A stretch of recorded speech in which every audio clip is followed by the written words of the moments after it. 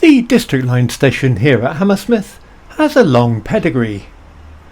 It was opened on the 9th of September 1874 by the District Railway as its western terminus when services were extended from Earl's Court. The Piccadilly line arrived in 1906, and there's a quite separate Hammersmith and City Line station across the road. But that's another story. We've a postbox to find. Well, thank God for the persistence of London pillar boxes. I've been looking for ages for the location of this one. It's along Hammersmith Road, and it's a lot nearer to Hammersmith Station than I'd been looking for in Google Maps. And I realised that I was not looking at the station end because all the one-way system. But Hammersmith Road in the early 50s was just a long straight road without a one-way system. And I'm going to line up the piece of movie from the early 50s that I'm talking about, including this pillar box, which you can watch out for. It goes pillar box, then bus stop, and then wall. That's what I was looking for ages. And then once we've shown a bit of that old film, I'll set off for Barons Court. That's the object of the walk today. There's our postbox. Nobody knows where this film came from. It might have been some sort of film company scouting for locations, but certainly they travel up Hammersmith Road here in the early 1950s on a glorious early 1950s summer's day. This is now long gone, the West London Hospital.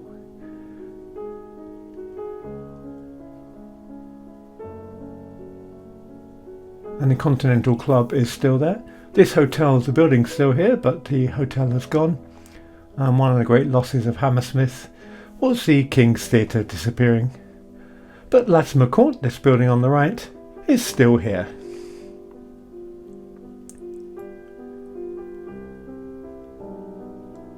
We haven't attended to what's on the left of the road. There was a trolleybus depot earlier on, but it's hidden by buildings. But here on the left is the old Red Cow pub. This, I think, is where AC/DC, in a later decade, well, it was AC/DC's debut gig in England, but the Stranglers, 999, The Damned, The Police, The Jam, Tom Robinson and The Skids all played there. It's still a pub, but no longer called the Red Cow.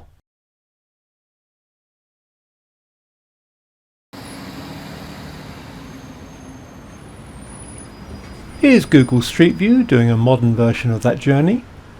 And I'll just navigate to where the King's Theatre was, where I'll resume my modern walk. Right at the end of this video, once I've got to Barons Court, I'll play the combined movie 1950 and the 2020s version, so you can see how things have changed in the intervening years.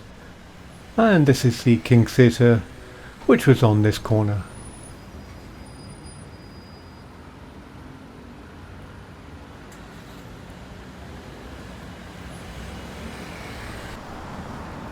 So, what do you think? Is this an improvement?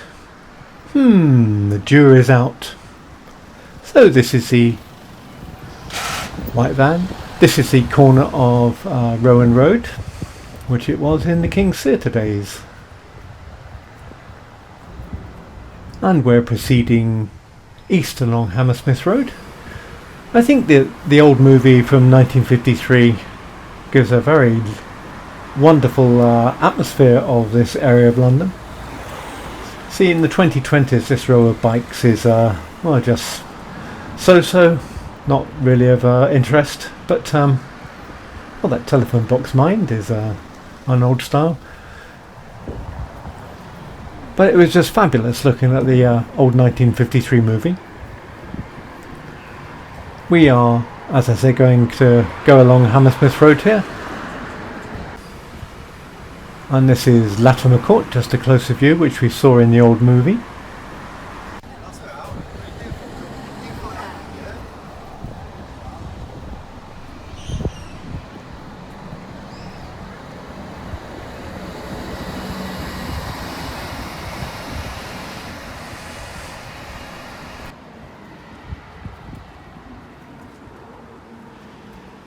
I am publishing all these walks in full without all the jabber. I'll provide a link to it in the video description. And just to reiterate the aims of the project, I'm walking between every London Underground station to raise money for cancer charities, but a byproduct of the project is to show the state of London in the mid-2020s. So while the AC/DC pub is still here, it's got a new name, and over the road there is Latymer Court. Latymer Court, when it opened, was the largest block of flats of its type in the country, and the Wikipedia tells me it's 52 windows wide and opened in 1934.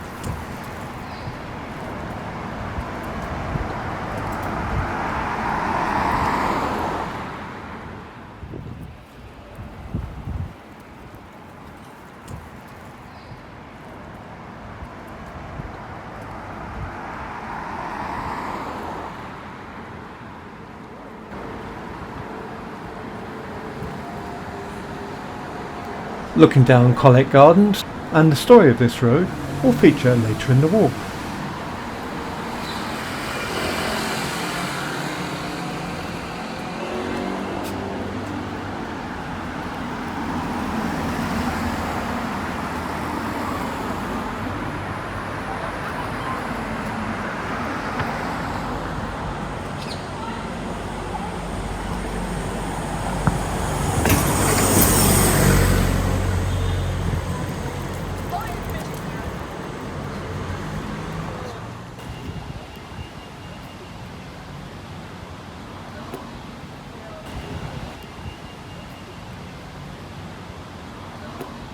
While the overall strategic planning for D-Day, that's Operation Overlord, involved various locations and high-level discussions, a significant part of the detailed planning for the land invasion was carried out in Hammersmith, right here.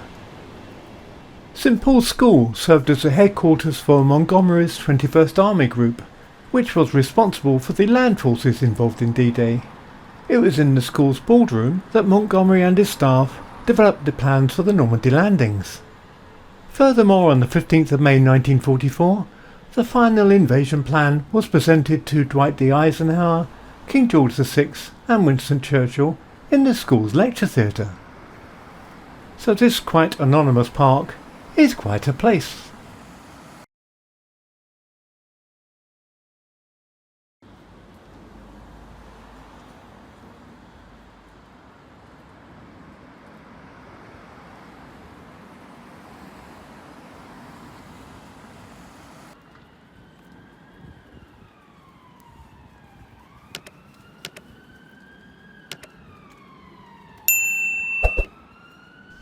The comforting distant sound of emergency services.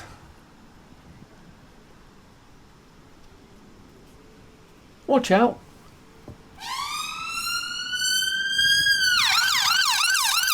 Well, I hope that was loud enough for you. We're now turning into Edith Road, and we need to tell the story of Sir Robert Gunter, who owned the North End estate here. And he was, like many developers, fond of naming his roads on his estate. Edith Road and also Edith Villas and Gunterston Road were all named in memory of his daughter, who died of scarlet fever aged 8, and she was called Edith. Straight up ahead you can see the house where Edith Road takes a sharp left and Glidden Road continues ahead.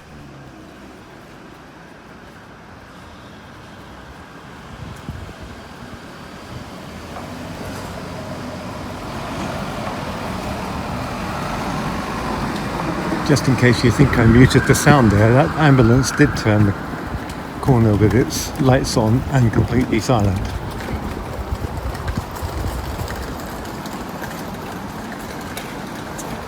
So Edith Road has turned into Glidden Road.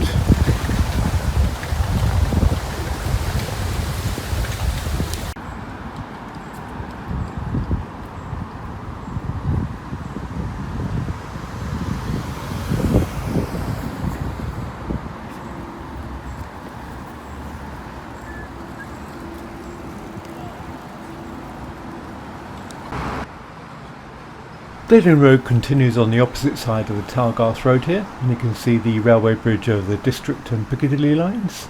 And Barons Court Station is just the other side of that bridge.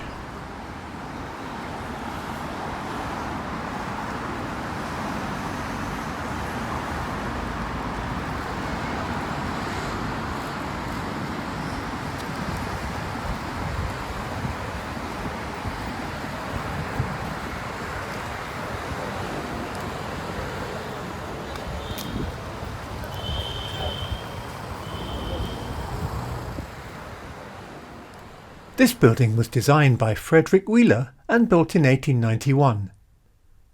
St Paul's Studios, so named as they looked over the grounds of St Paul's School, was aimed at the housing of bachelor artists.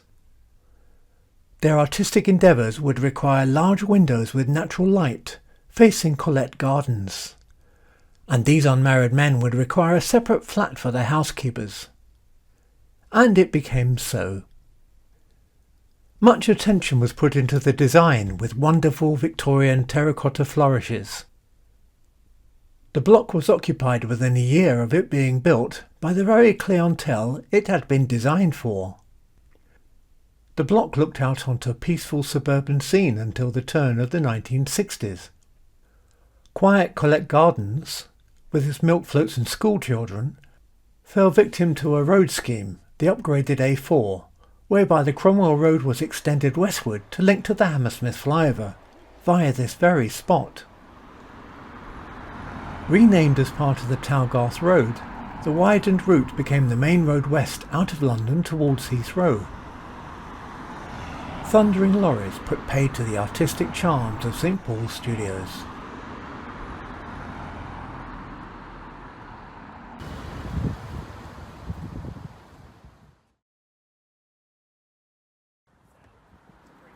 If you carried on past the station, you'd reach the Queen's Tennis Club. But we've reached our destination. I hope you enjoyed the walk.